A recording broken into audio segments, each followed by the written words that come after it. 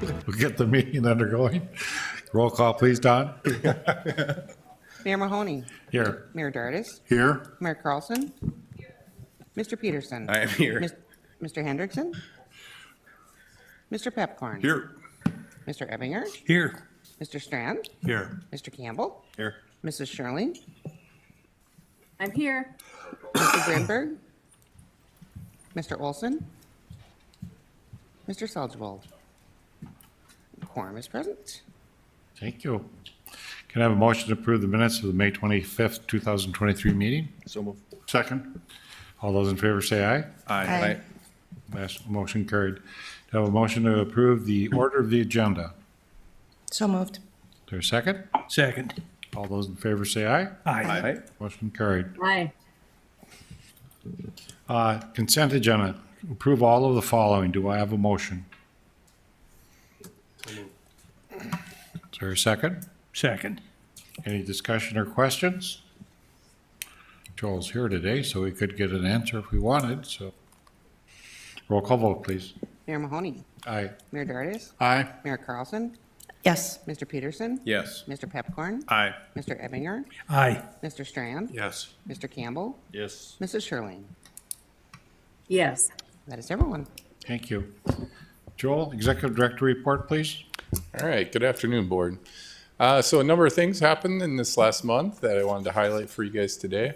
The team had meetings with RRBA and continued to diligently be reviewing plans. I forget the number that we're up to, but Chris can probably fill us in on that. Also had quite a few meetings with the Corps of Engineers and agency folks on future designs for the aqueducts and moving some of those things forward.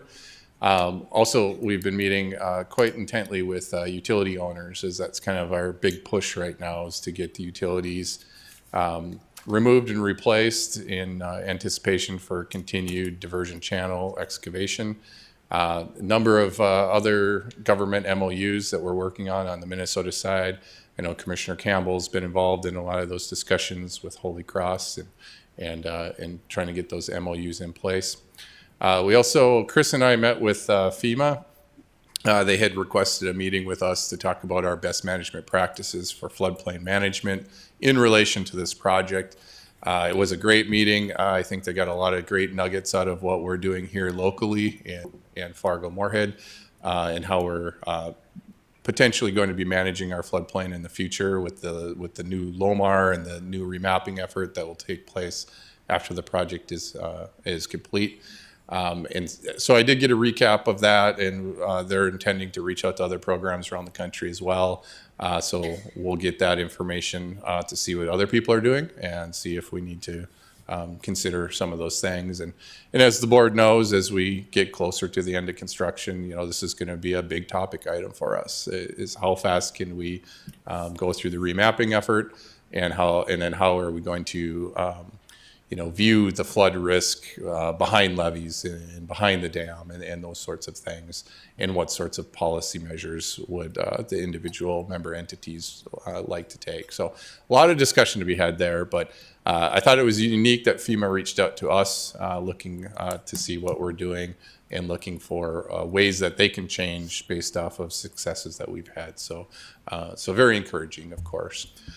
We also had some FEMA folks here for mitigation course, and they did tour the project, so they were able to see the constructed works and where we're at, and learn a little bit more about the Metro Flood Diversion Project.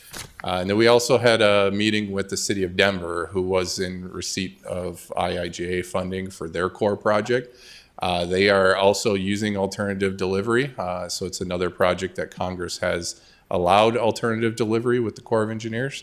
If to that point, they had a lot of questions for us on how we did what we did and how we put together our financial package and how well we partner and work with the Corps of Engineers. So with that, certainly open for any questions. Any question, Commission? Oh, nothing, Kevin? Thanks, Joel. Okay, thank you. John Shockley, General Counsel update. So John and I suppose we should talk about a little bit about the Executive Director's position. I did meet with Joel Paulson and he had a evaluations form filled out by many of the board members. General Counsel collected a performance evaluation forms completed by individual board members and compiled the scores into a single performance review summary form, along with noting the comments from various members of the board. The scores range from exceptional to successfully meets job requirements. The board chair and the general counsel then met with executive director to provide him with the results of the performance evaluation. A summary of the meeting is as follows. Board members complimented Joel on his work and his leadership skills and performance. In all 6 areas evaluated, he scored well and is doing a good job. In discussion with his staff, it is clear that Joel has chosen an excellent team and they work well together. There were a list of items that John Shockley and I went over with Joel of some things we'd like to see accomplished this year. Some has to do with FEMA, which we just talked about, compliance points, different elements of the project. And in an attempt to try to, quote, have an evaluation a year from now to see if you meet some of those goals, we felt that was a fair way to go through those. Any board members welcome. Shockley has those recommendations if you'd like to see them. And the only other request that we wanted to accommodate, as we all know in our own roles, in hiring people and keeping people, it's a very competitive market out there. And his requested, can we do a market survey just to see where he stands up with other people? So that'll be something that would be done this fall. And Chad, I don't know if we reach out to the HR county to do that or city. We should have a discussion about that after this as well, if it's fair. So, Joe, I'm pleased that this came out well, and we finally got that annual evaluation. And the next chair coming in, I will help a little bit in helping you understand how we might move that to early big December to get done. So, very good. Construction update. Who's got that? Oh, Terry? Terry's dog giving a report? What? Williams. Hello? Is there I'm happy to give diversion inlet structure. There is a delay to the diversion inlet structure completion. We're going through a modification that involved the PT bar fix, which anchors the gates into the structure due to a time extension that goes along with this modification. Number 2 is covered, the Wild Rice River structure is covered by 86% complete. The drone footage covers the preparations going on to cross the existing Wild Rice River with the dam. Number 3, I-29, they're finishing up with the 2 borrow ditch bridges, and paving of the mainline raise should be complete this year. And traffic off the bypass onto the mainline raise. Number 4, Reach SC1, we're completing the final O&M manual for that in consultation with the Diversion Authority. Number 5, the Red River structure, great drone footage this month. We're at 20% complete. The 4th of the mass concrete pours for the structural slab was complete. Over 2,600 cubic yards of concrete placed that day on June 9th. Drain 27 wetland mitigation project, I think it was reported last month, we did award the service contract to plant that and maintain it for 5 years. The contractor is named Red Bison Services, and that company is out of the state of Louisiana. Number 7, Drayton Dam. They are completing the demolition of the old dam this weekend and next week. So kind of a huge accomplishment by this project, and construction of the new dam and turf and all of that is still on track for 30 September. Number 8, Reach SC2A, 27% complete, and the contractor is back after demobilizing for winter, and they've started earthwork operations. And then we'll move into ongoing design. None of this has changed from the last month except for SE4. The design of that is delayed from June into August, and that's primarily due to including or designing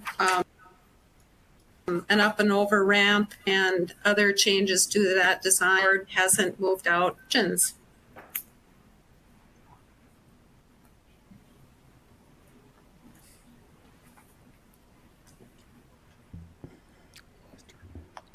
So I think that's probably all Terry had. I knew we were having some issues, so I was just here to support her.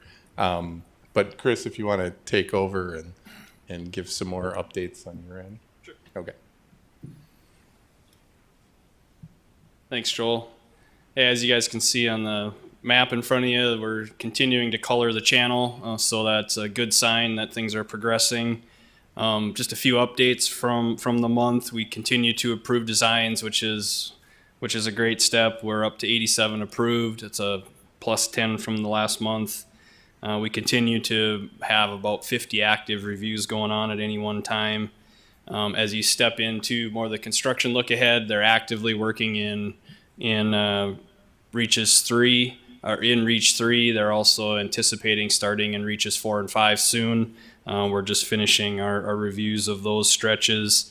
One thing you'll see as if you're out in the area, there are some areas they are doing some excavation out ahead of their main excavation. Most of that is for cultural resource monitoring. There were some areas of higher potential effect that were identified through our preliminary studies, and they have been doing some special excavation in a very controlled manner, so that can be monitored and make sure that we don't disrupt or disturb any cultural sites. So that work is ongoing as well. Some of that you would see down close to I-94 if you see them out in that area. That's likely what's going on there. A lot of the focus now is heading towards bridges. So there's 3 structures that they are actively working on.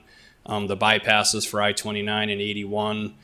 They're geared up to start on those. They have to do just some final clearances for migratory birds. So they're in the process of clearing that right now, and then we'll start those. Also starting the County Road 32 settlement work, which is a great step in continuing to get to bridge building. And then the upcoming sites, they're nearing start of work on County Roads 22, County Road 20, and County Road 10. So those will be upcoming in the next month or two as well. One good sign, we have received note that they've started to do some bridge beam fabrication. So that's always a good sign that we're heading towards construction, and we'll have those bridge beams ready when we get ready to set those. On the drain inlet side, not much new this month. They're continuing to get geared up to start on drain 30 on the north end, and also gearing up to start on the outlet.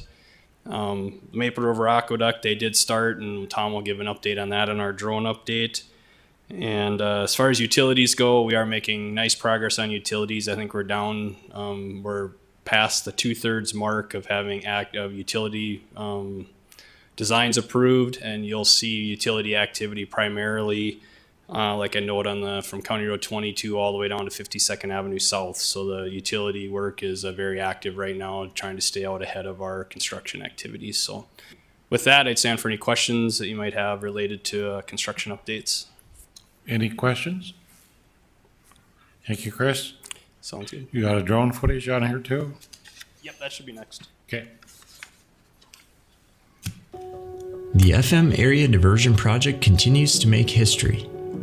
It has already marked notable firsts, including the first water management project in North America to use a public-private partnership called a P3 for short. It's also the first ever P3 done in conjunction with the U.S. Army Corps of Engineers.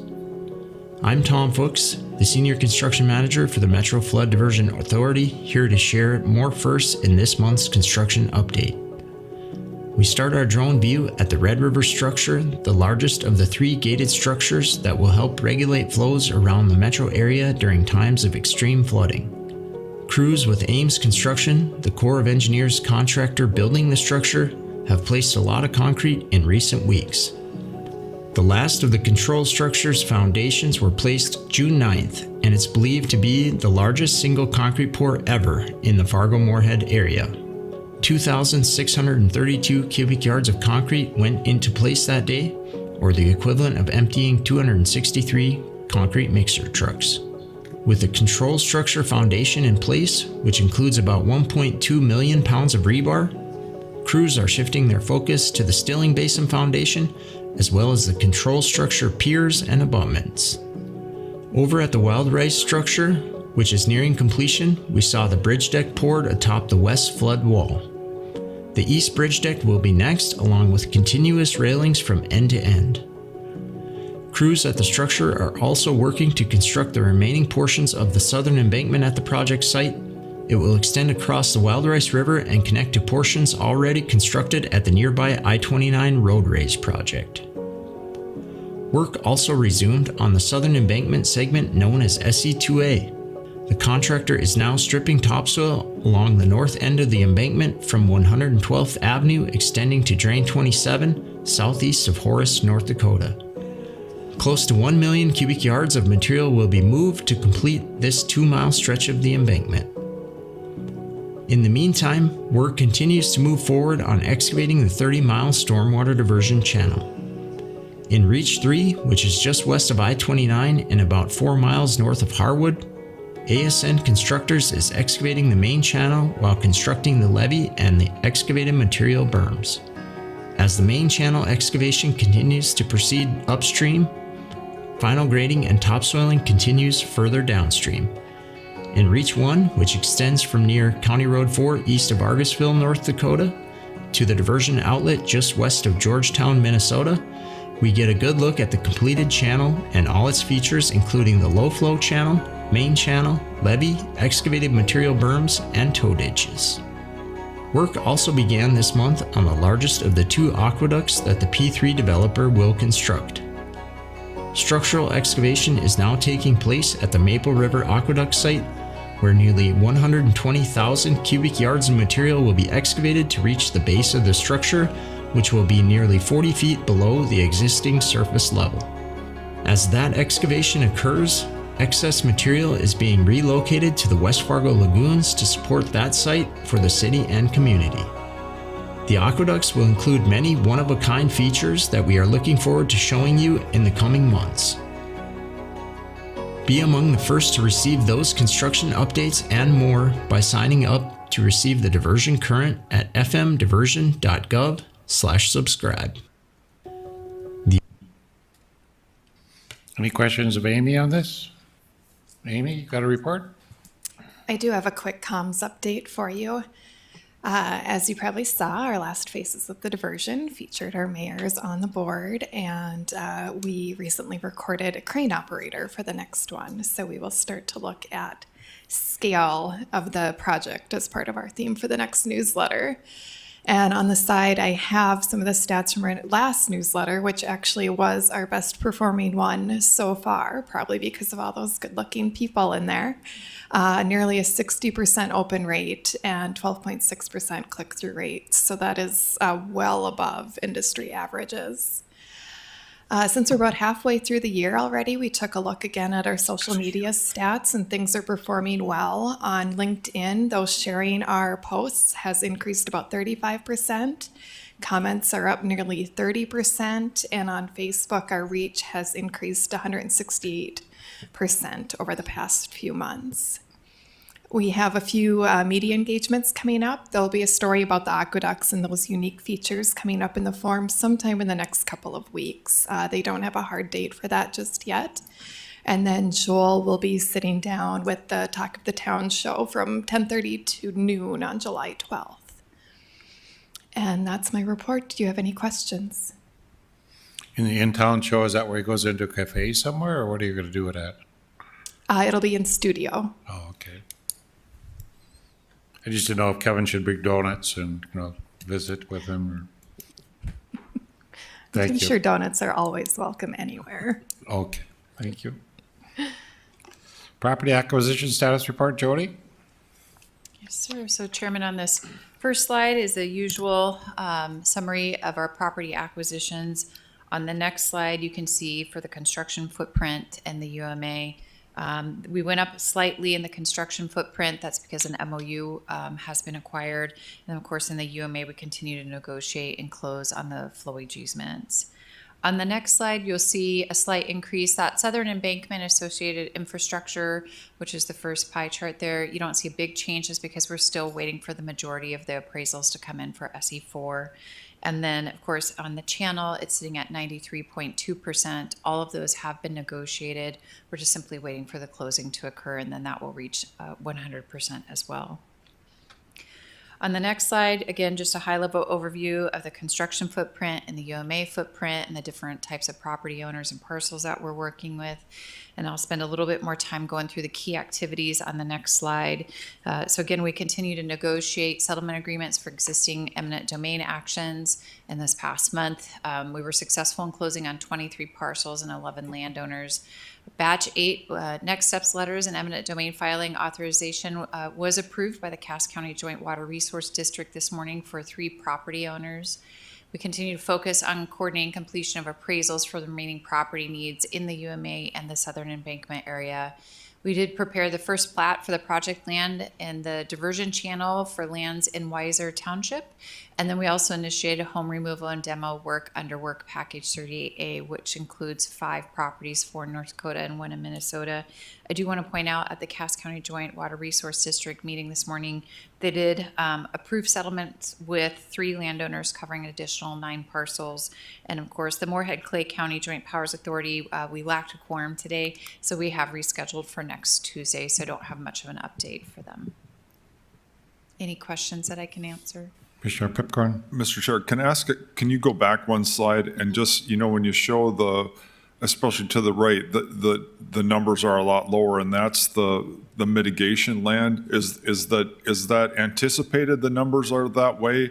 Are they lower than you wish? And can you talk about, is it the price, or what are the reasons that that's quite a bit lower? Thank you. Yeah, so Chairman and Commissioner Pepcorn, it's a good question. So see that 39.5%. That is certainly lower than I'd like to see it. I mean, at this point, I'd like to see a few more had been acquired. That's why we're starting to go through these batches of eminent domain. There's probably a couple reasons for that. Like I said, we're still waiting on some appraisals. Some of those are in the construction footprint, which would be on the other side.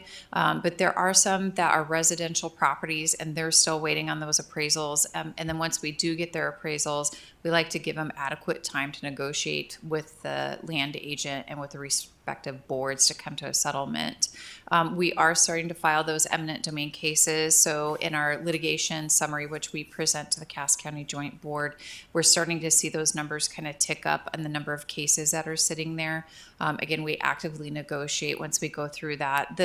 The system that we use is we get the board to authorize a last written offer, and then that letter goes out, and then we give them a date certain. If we haven't come to an agreement by, then we will file the eminent domain action. This course has been helpful in some circumstances in helping us negotiate those settlements with them. I think people maybe have gotten distracted over the past year. Some of them have had a year and a half to negotiate with us now and maybe haven't place much of a focus on it. So this inspires them again to come back in and negotiate with us, knowing that if we don't find a settlement, we'll need to file for eminent domain. And then there are some that disagree with the price that we have placed on the land. Again, we have an appraisal done on all the properties unless we can settle it before the appraisal is completed. If they don't agree with that and we can't come to a negotiated price, then we'll enter into the eminent domain process. So there's quite a few sitting there. Did that answer your question? Yep, that's great. Can I just one follow-up? So would you summarize it, or the majority, is it the price that we're offering them? Is that the sticking point, do you think? And is it in the ballpark of what the other people have settled with? I guess that's because from my perspective, eminent domain, we would rather not use that if we don't have to, but I guess that's what I'm curious about. Is it just strictly the price, and are we in the ballpark? So Chairman and then Commissioner Pepcorn, members of the board, it's a little bit of everything. We have some that are not willing to negotiate with us at all. And so we have very minimal communications. And when we're put in that position, the negotiations don't go anywhere. So we're not quite sure how far off we are in our negotiations. For some of them, the spread is just too great for us to justify to bring to one of the boards to approve. And so what we do is When we're looking at the negotiations, what I tend to do is kind of pull the negotiations from all the surrounding property owners to ensure that we're creating something that's fair and equitable to all the property owners. So if I was working with you and I decided that I could increase the value of your land above and beyond the appraised value, and Mr. Strand was your neighbor, I would then need to make sure that that was in line with what we had offered Mr. Strand in his settlement negotiation. So it takes quite a bit of coordinating to make sure, again, that we're treating everybody fair and equally. Some of them have come in.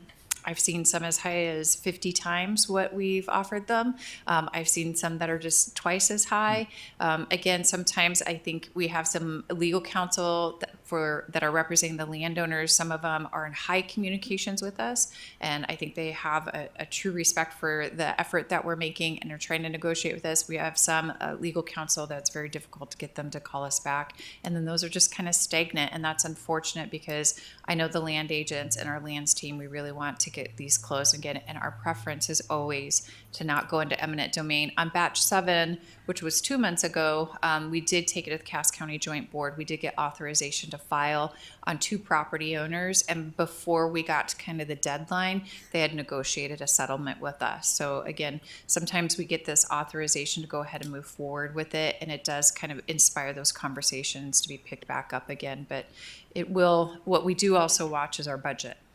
Right. I mean, and we have a certain budget to kind of work within. So based on the appraisal and kind of based off of where we see the market going, that's how we make a determination if we can go above and beyond the appraisal, because the market adjusts constantly. And so we're always looking for recent farm sales. We're looking at all the appraisals. We're looking at anything that we can. NDSU has some studies that come out, and we're always trying to assimilate all that information to make the best offer that we feel is possible that will get approved. I mean, and that's the other catch.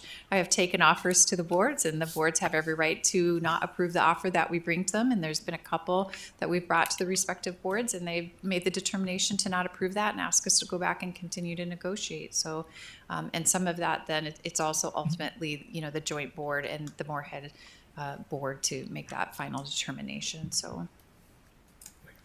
Mm-hmm. We find if they negotiate with us, they actually do fairly well to get to resolution, but sometimes when you go to eminent domain, it really slows everything down. It does. And public should know that we try to be fair to all the people we're dealing with. So I think the boards of both sides of the river try very hard to think about it fairly. So, yeah, thank you. Mayor Dardis, are you ready? Financial update? Yes, sir, Mr. Chairman and members of the board. Yesterday, the Finance Committee met. We had the opportunity to meet Susan Thompson, who's the new acting finance director for the city of West Fargo. She presented us that this month there's been $2,940,522 worth of bills that were presented. Our financial net position is $185,014,599. And I'd also call to your attention that our budget for 2023 was $233,798,782, and thus far to year to date, we have expended $55,263,783. Also, and you'll note that in the consent agenda, there were a number of items, the task orders, as well as presented by Mr. Nicholson, the approved contracting actions. We acted on those and passed them on, obviously, to the board. And we also dealt with some MOUs and agreements that was presented by Mr. Shockley with regard to the Wilburton Cemetery and a BNSF construction and maintenance agreement. And that agreement with Burlington Northern Santa Fe was a substantial effort on all the staff's part, and we should commend them on that effort, that we now have a document that I think requires one more number to be plugged in. And other than that, it was a great resolution and moving forward with the BNSF group. With that, that's my report. And if there's any questions, I'd stand for them. Any questions of Bernie Dardis? Finalists? Kevin Campbell? Thank you. In regards to the conversation that we just had, that Commissioner Petfern was raising some of the issues on lands, do we have in terms of percentage acquired versus not acquired, do we have a way of comparing that with what we had originally put for our total budget for land acquisitions? So is there some sort of comparison that we can have there? And then Jody's getting up there. I have backup if I needed. Just so you know, I can call a lifeline. We are working on this currently, and our hope is to bring a refreshed budget to you in August. And in doing that, then what has occurred for the acquisition of the property is we had land acquisition directives that were originally approved. I wasn't here when that occurred, so I know kind of from talking with people what the process was. With the land acquisition directives, there was a budget that was approved associated to that. Last March, a budget refresh happened, and usually that budget increase was attached to that. So last year when the budget was approved, there was an increase to the lands budget to accommodate any inflation that has occurred, particularly around lands in this area, which has been significant. At current moment, I'm going painfully through every single land acquisition directive, which means all of the OINs, which means all those parcels, which is about 3,000 of them, and trying to tie those out and making sure then, when we come back to you in August, we'll have a better conclusion of kind of where we are comparatively speaking to when we began the project, when the budget refresh happened last March, and then where we are today. At current moment, I feel comfortable saying that I think we're within our budget. If land keeps skyrocketing at 20% growth every year, I might feel a little bit more stressed, but kind of looking at the budget, knowing that we have some contingency built in there, I'm comfortable still with the budget as it is. Well, thank you for that. I guess speaking from being on the MCC JPA board too, that actually does the acquisitions in Minnesota, I think it would be, and we don't often talk about where our land budget was compared to when we're dealing with the day-to-day negotiations that are occurring. And I think that's something that at some point in time, whether it's the Cass County Joint Water Resource District or our board, the MIC board, we should be paying attention to where we're at with their overall projected budget for land acquisition. Absolutely. The Cass County Joint Water Resource District has made a request that we bring that information forward to them in August, kind of at the same time we would be bringing it to this board as it relates to the lands budget. And so certainly we can bring that forward to the Moorhead Clay County Board at the same time. Perfect. Thank you. Mayor Dardis. Ms. Smith, when you talk about the adjustment that we made with the lands budget, am I correct in that it was we amended the budget for 2023 by 15 million? Is that correct?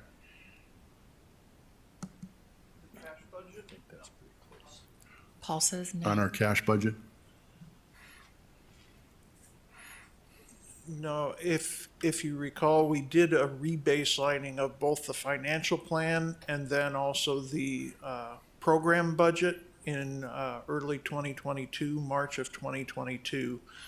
That led us through an exercise just to verify the fundability of the program at that point.